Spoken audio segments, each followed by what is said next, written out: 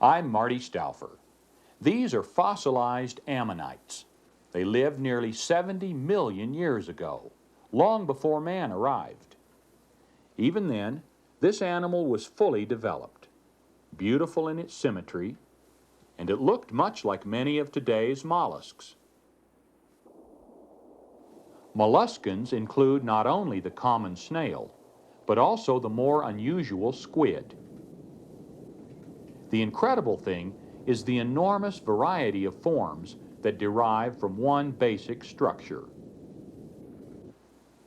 Entering their realm will take us to the fascinating world of seashells, and we'll meet some unique animals which survive only by eating mollusks. These well-designed invertebrates are the second most numerous animal group.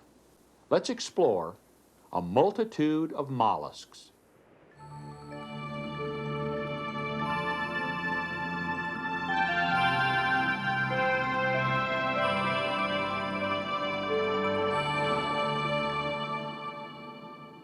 To many of us, the most interesting and familiar mollusks are the sea snails. Actually, it's not the animals we're familiar with, so much as their beautiful hollow shells.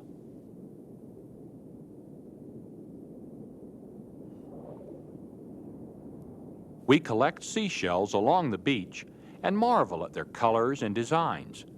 Yet most of us know very little about the animals that once inhabited them.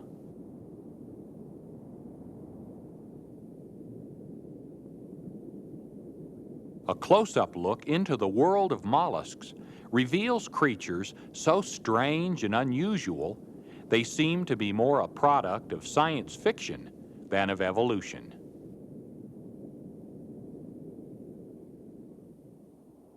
Even a common pond snail takes on an alien appearance when viewed from below.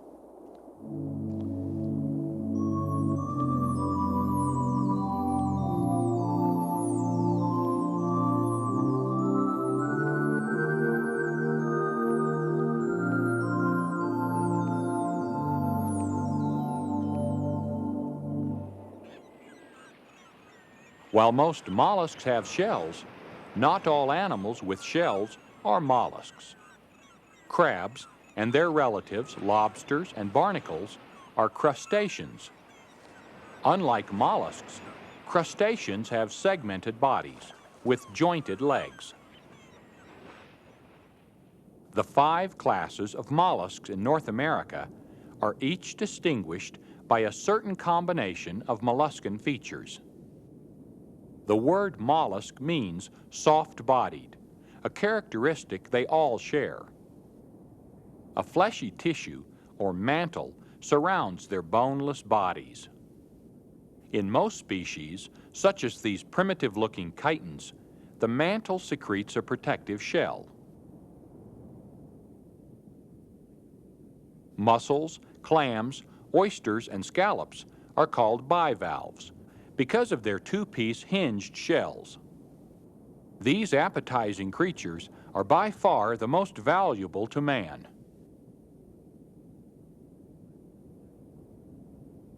The less common tusk shells, so named because of their shape, live buried in the ocean floor. Their shells were used by Indians for jewelry and for wampum, a form of currency.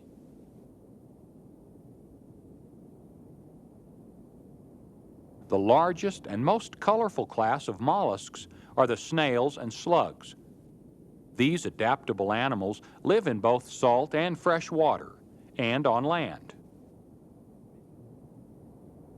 Many mollusks are slow-moving, but some are jet-propelled, like the squid, cuttlefish, nautilus, and octopus. Their most prominent feature is their tentacles, which in most cases are used for capturing prey.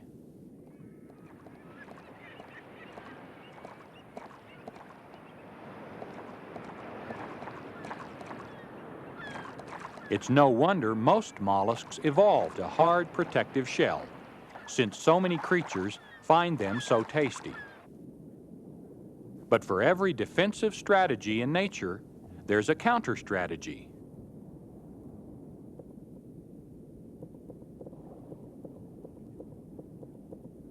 To dislodge an abalone, the clever sea otter pounds it with a rock. This tool-using ability is relatively rare in the animal kingdom.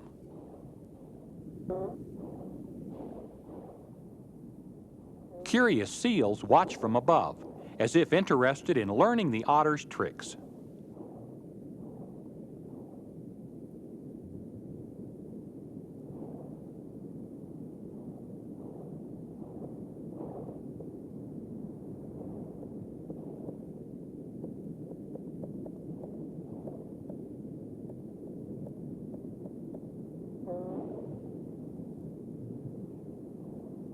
Studies show that mollusk shell is remarkably durable, as stiff as aluminum and as strong as fiberglass. Researchers are working to duplicate the molecular structure of abalone shell to create a concrete that can withstand 1,000 times the impact of ordinary concrete. Mollusks are important items in the diets of many mammals, birds, reptiles, and fish. They're also eaten by other mollusks. This predatory land snail feeds on slugs and worms, which it stalks with the voracity of a true predator.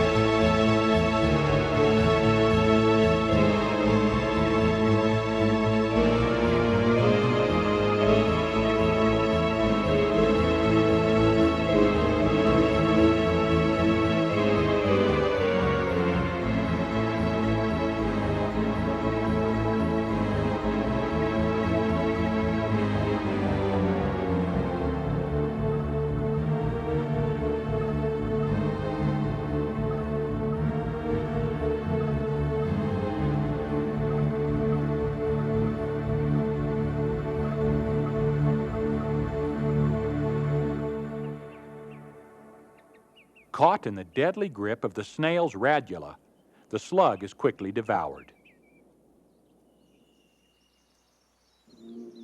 Despite their lack of shell, slugs are not without their defenses. The bright yellow color of this banana slug is most likely a form of protective coloration. The banana slug is approximately the same shape and color as the decaying yellow leaves which litter the forest floor. So one explanation is that, by resembling a fallen leaf, the slug is overlooked by predators.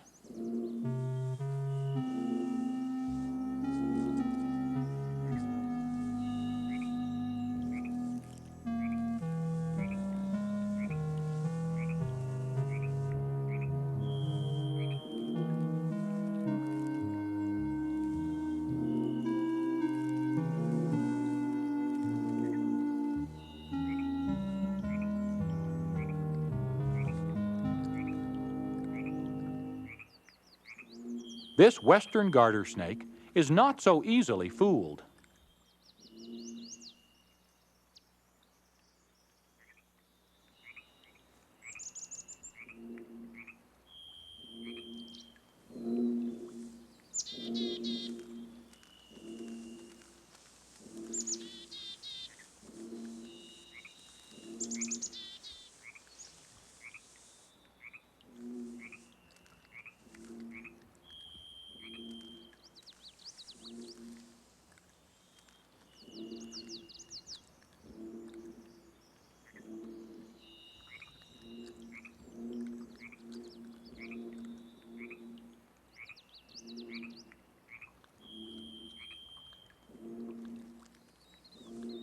The defense strategies of molluscans are as extraordinary as the animals themselves. Banana slugs can grow up to 6 inches long. While their color gives them an edge against predators, their size is an even greater advantage. And the bigger the slug, the more mucus it can produce.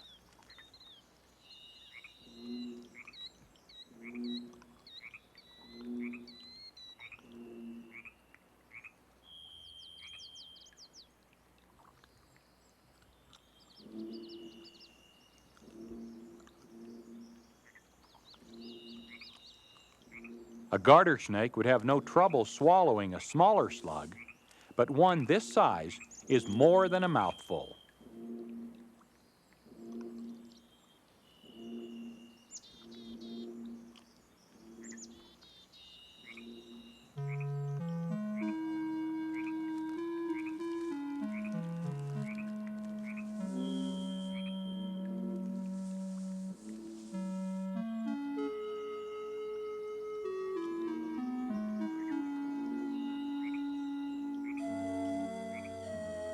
Without shells, slugs are vulnerable to predation, but their worst danger is dehydration, a problem they solve by crawling out from under rocks and logs, mainly at night or after a rain.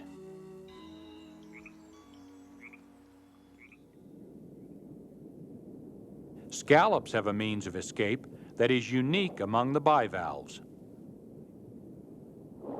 They move about by clapping their shells together, castanet style. Their tiny blue eyes are sensitive to changes in light intensity in order to detect the approach of predators.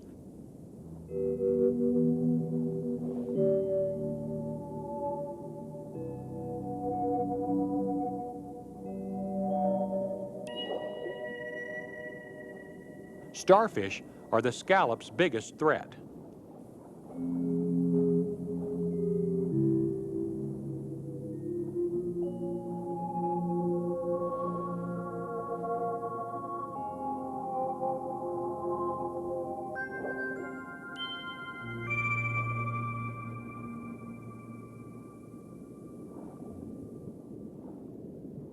Cockle shells have evolved yet another peculiar way to escape predators.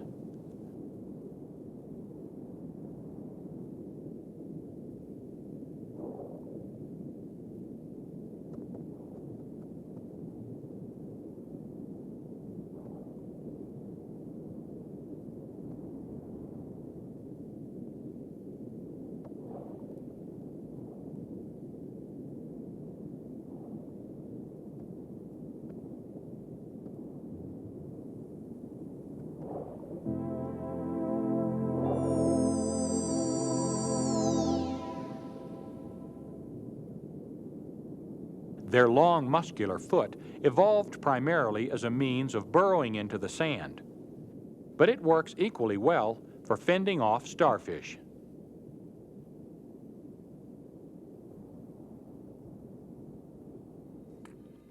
Humans are another major predator of mollusks. Oysters especially have been a prized food since man first made his living from the sea. Today, thousands of tons of oysters are consumed annually.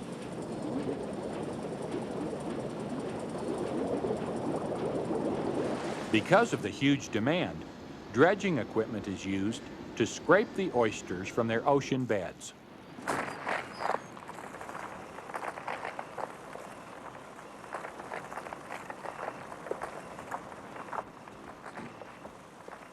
These were actually planted 5 years ago.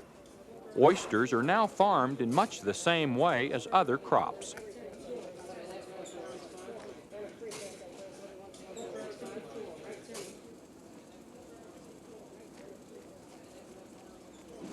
To supply the growing demand for these bivalves, seed oysters are sown in cultivated beds for future harvest.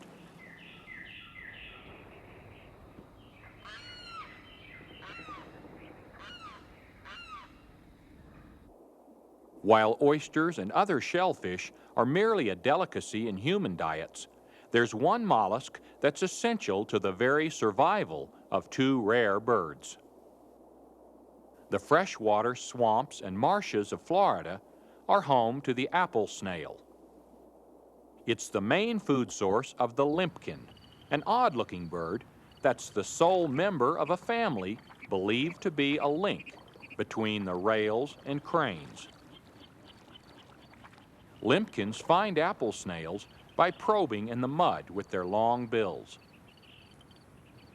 Even though limpkins often supplement their diet with mussels, worms, and crayfish, their population has declined, along with that of the apple snails. These aquatic mollusks have lost much of their habitat to the draining and development of Florida wetlands.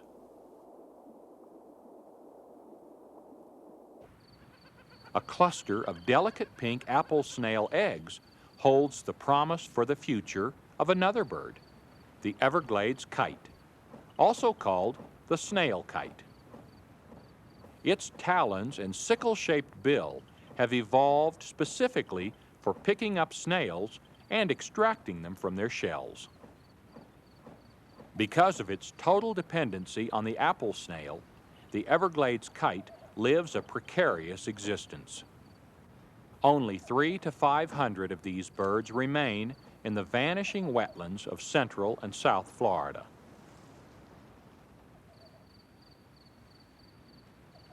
The Everglades is home to yet another distinguished mollusk, the Florida tree snail.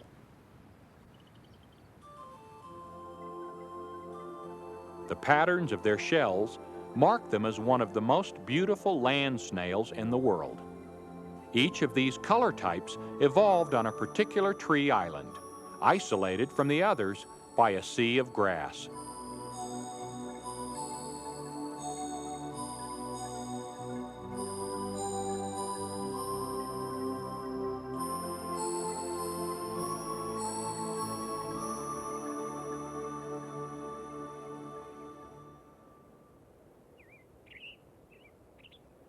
To observe the more unusual activities of mollusks, it's not necessary to travel to the Everglades or to the seashore. Some of their most fascinating behavior occurs right in our own backyards. Here, a pair of common land snails unite to perform one of the strangest courtship rituals in the animal kingdom.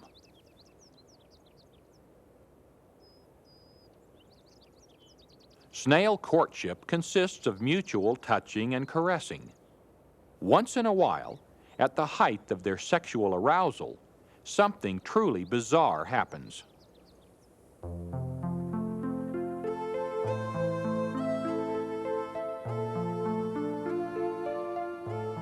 One snail stabs the other with a pointed blade called a love dart. The exact reason for this behavior is not known. Undoubtedly, it plays a part in the exchange of stimuli necessary for breeding success. Undaunted by the love dart, the snail revives, and the courting continues. Snails are hermaphrodites, meaning they each have both male and female organs. With some snails, an individual can fertilize itself. With others, like this species, it takes two to tango.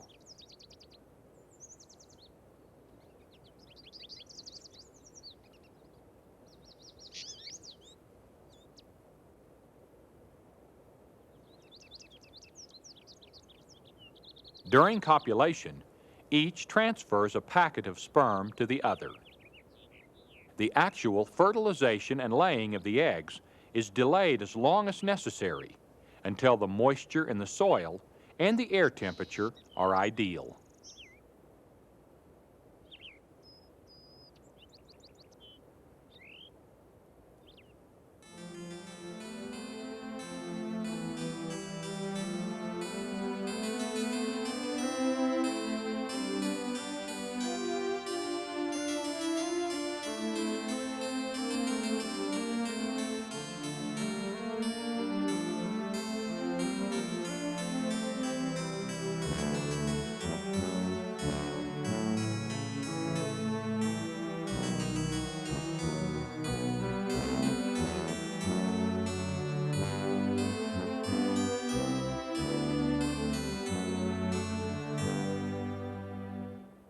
After mating, there's always the chance that one of the snails will crawl away with the other's love dart sticking through its body.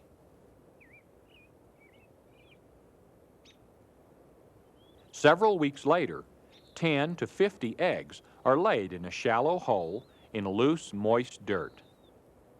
Since the hind part of the snail's body is coiled inside the shell, the eggs are released from an opening on the side of its head.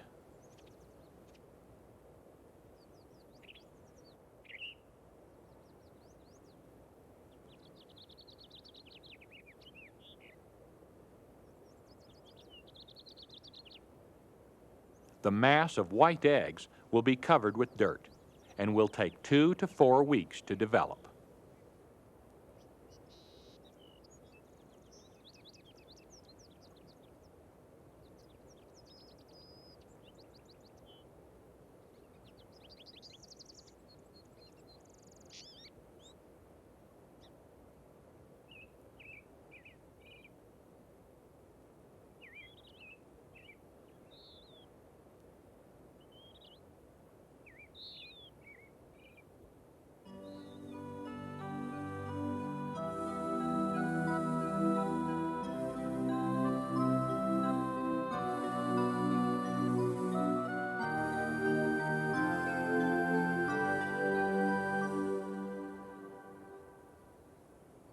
The young emerge with a semi-transparent shell. They are fully equipped for life above ground. That is, if they can manage to crawl up to the surface.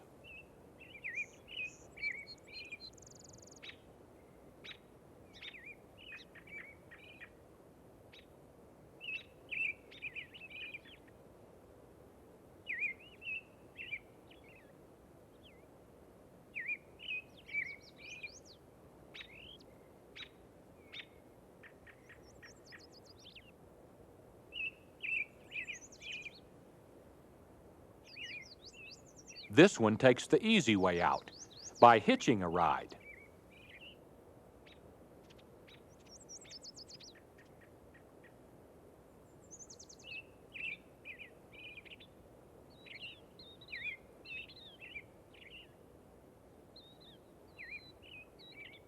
A snail moves by sending waves of muscular contractions sweeping along the sole of its foot. To aid in locomotion, glands at the front of the foot secrete a trail of mucus over which the snail glides.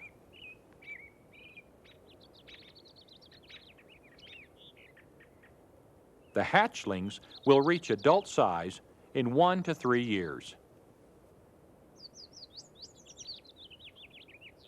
Since this species is vegetarian, the young snail is in no danger of being eaten by its parent.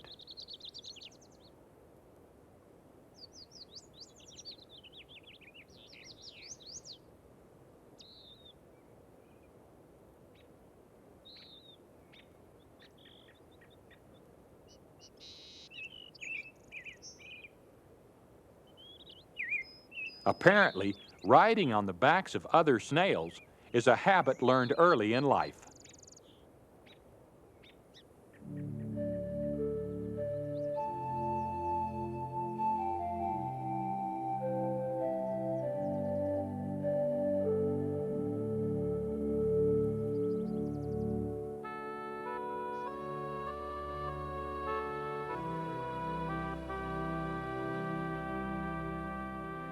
Because of their shells, we know more about mollusks than most other groups of invertebrates.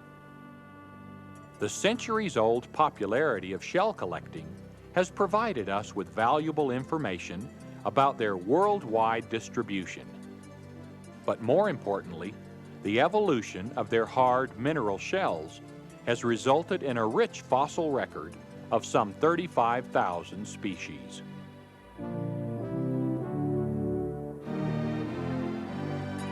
What we know about mollusks makes us appreciate nature's endless solutions to the problems of survival. What we have yet to learn about them makes us wonder if someday their solutions may benefit our own survival.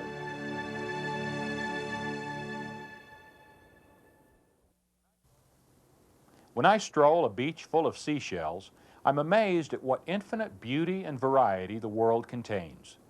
Mollusks have been successful over hundreds of millions of years by virtue of their ability to adapt one basic design to so many needs.